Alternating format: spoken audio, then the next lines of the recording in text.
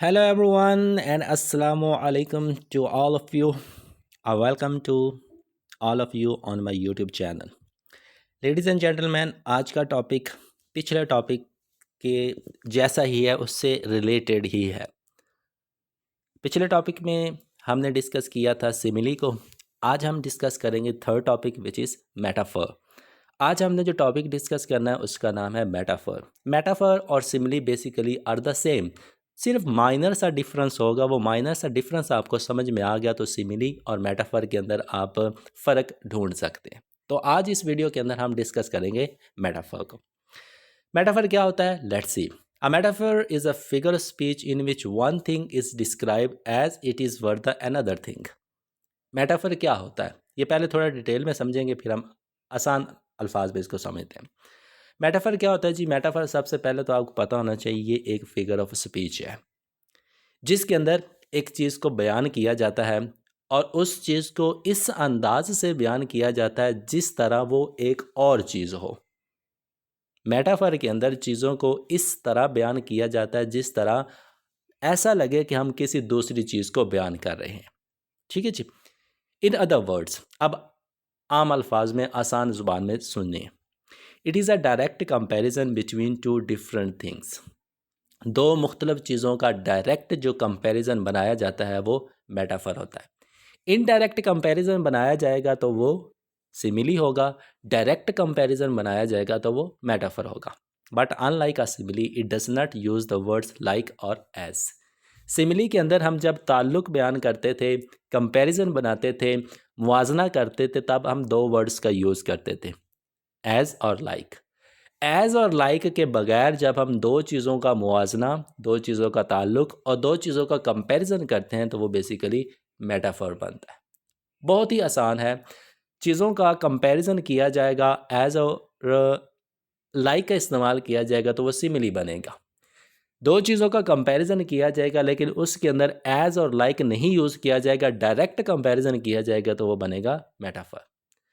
Instead of saying that something is like something else, a metaphor simply says it is that thing. ठीक है जी। अब simile के अंदर क्या होता था, हम कहते थे एज समथिंग एल्स, मीन्स कि कुछ वर्ड्स को ना डिकोर करने के लिए हम वर्ड की एडिशन करते थे। मेटाफर के अंदर क्या होता है कि हम डायरेक्ट कह देते इट इज़ दैट थिंग। भाई ये वो चीज़ है जिसका हम कंपैरिजन कर रहे हैं। किस तरह से? Let's see an example. Time is a thief. Time is a thief. अब एक साइड पे आपको नज़र आ रहा है टाइम, दूसरी साइड पे आपको नज़र आ रहा है थीफ, वक़्त और चोर, वक़्त और डाकू। ठीक है जी। अब ये दो मुख्तलिफ चीज़ें हैं। क्या चीज़ें? दो मुख्तलिफ चीज़ें। टाइम इज़ अ थीफ, जो वक़्त है वो चोर होता है, वक़्त जो होता है वो डाकू होता है। अब यहाँ पे इस जुमले के अंदर we are comparing two different things. इसके अंदर हम दो मुख्तलिफ चीज़ों का मुवाजना कर रहे हैं, दो मुख्तलिफ चीज़ों का कंपैरिजन कर रहे हैं। लेकिन इस जुमले के अंदर ना तो हमने एज़ का यूज़ किया और ना ही लाइक का यूज़ किया। It means the very sentence is metaphor. किस तरह से? देखें, this sentence does not literally mean that time is a criminal who steels things. अब यहाँ पे वक़्त का जो लिटरल मीनिंग है वो ये नहीं है कि भाई जो टाइम है वो एक चोर है और वो चीज़ों को चुराया करता है। ठीक है जी। अब इसका डिक्शनरी मीनिंग देखेंगे, टाइम इज़ अ थीफ, कि वक़्त चोर है। तो हमें तो यही पता चलेगा कि भाई टाइम चोर है, ये चीज़ों को चुराया करता है। लिटरल मीनिंग, डिक्शनरी मीनिंग इसका यही है। Instead the metaphor suggest that time quietly takes away our moments, youth and opportunities. अब इसका क्या मतलब है? जो मेटाफर है, मेटाफर की सेंस में इसको समझेंगे तो हमें पता चलेगा कि वक़्त एक चोर है और ये हमसे हमारी चीज़ें चुरा लेता है। वक़्त हमसे क्या चुराता है? ये हमारे लम्हात चुरा लेता है। खुशी के, गमी के लम्हात ये हमसे चुरा लेता है। यूथ, हमारी जवानी को ये चुरा लेता है। एंड अपॉर्चुनिटीज़, और हमें जो मौक़े मिलते हैं ये वक़्त हमसे छीन लेता है। Just like a thief steals valuable things.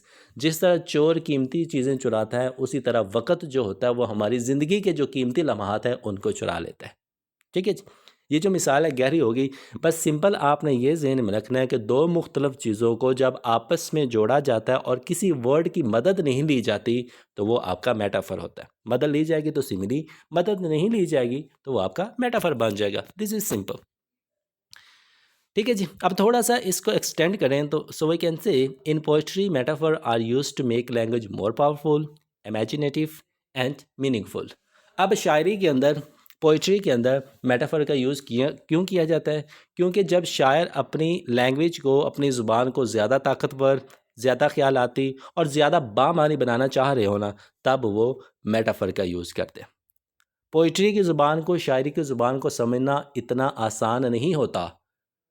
शेर के अंदर जो वर्ड्स कहे जाते हैं, पोइट्री के अंदर जो ज़ुबान यूज़ की जाती है, उसके लिटरल मीनिंग नहीं होते, उसके डिक्शनरी मीनिंग नहीं होते। बेसिकली वो ज़ुबान को समझने के लिए आपको फिगर ऑफ स्पीच का पता होना चाहिए, तब जाके आप समझ सकते हैं। आपको सिमिली का पता होना चाहिए, आपको वर्ड्स का पता होना चाहिए, आपको मेटाफर का पता होना चाहिए, तब आप जाके पोइट्री को समझते हैं। और जो पोइट है वो क्यों यूज़ करते हैं? क्योंकि वो अपनी ज़ुबान को पावरफुल, इमेजिनेटिव और वो अपनी ज़ुबान को मीनिंगफुल बनाना चाहते हैं। They allow poets to express complex ideas and emotion in a very creative way. अब जो राइटर होते हैं, पोइट होते हैं सॉरी, वो अपनी ज़ुबान को क्रिएटिव वे में बयान करने के लिए इन फिगर ऑफ स्पीच का यूज़ करते हैं। Let us look at another example, the classroom was a जू। अब एक और एग्जाम्पल की मदद से समझें। The classroom was a जू, क्लासरूम एक साइड, जू दूसरी साइड। ठीक है जी। अब ये दोनों मुख्तलिफ चीज़ें, एक तरफ क्लास है, दूसरी तरफ चिड़ियाघर है। ठीक है जी।